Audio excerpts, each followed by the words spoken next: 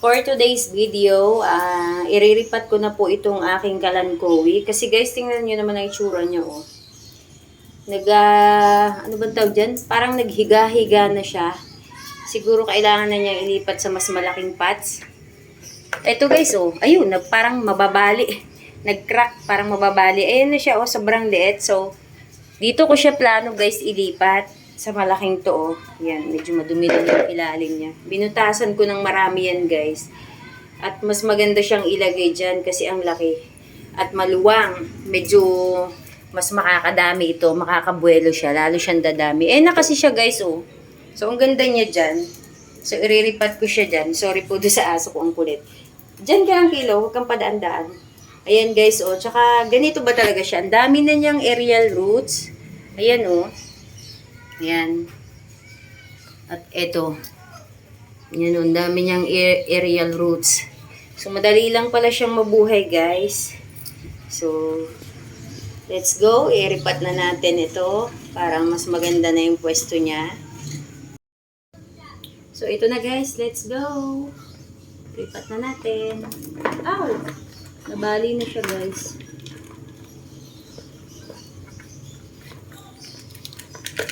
Ayan na siya guys, madali siyang matanggal. Isandal natin dyan. Kasi nabali na siya. Nabali na siya guys, oh. So, ikat na. Ayan na, nabali siya guys, oh. So, sobrang haba nga. Di bali, ipupurma na lang natin siya dito. At ibaba natin yung soil niya kasi mahirap siyang ano. Ayan. Ang ganda ng soil niya guys. Ayan. Ayan. So yan, ganyan siya guys, oh. And then isama natin ito.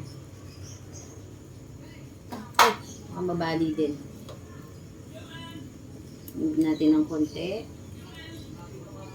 Yan. Yan na siya guys, ganyan ang forma niya. So, ito nang gamitin natin.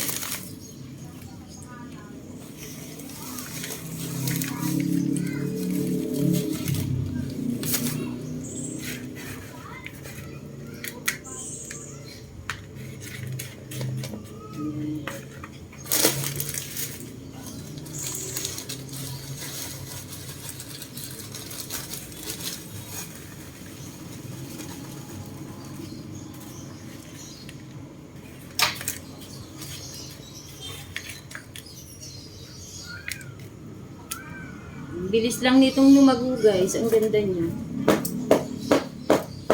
Ayan o. So, kailangan meron siyang support dito para hindi siya tutumba.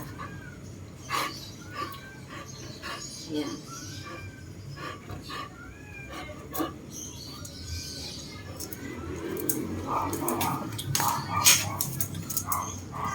Doon move. At ako may gawa dito. Ayan.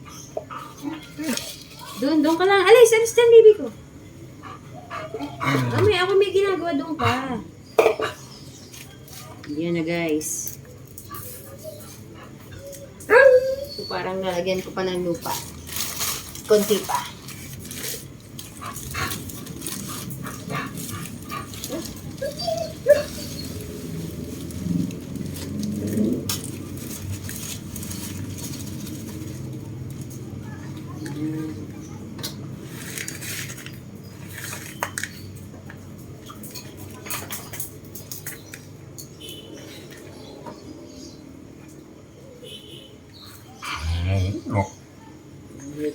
Dyan. So, ayan. Sayang to. Natin. Ayan na guys, ang ganda niya. Tapos na akong mag-ripat ng ating kalankowi. Ang ganda niya. Sana lalo siyang lumago. Meron pa po akong isang iriripat din na ang lagu-lago na niya nandun sa kabilang paso.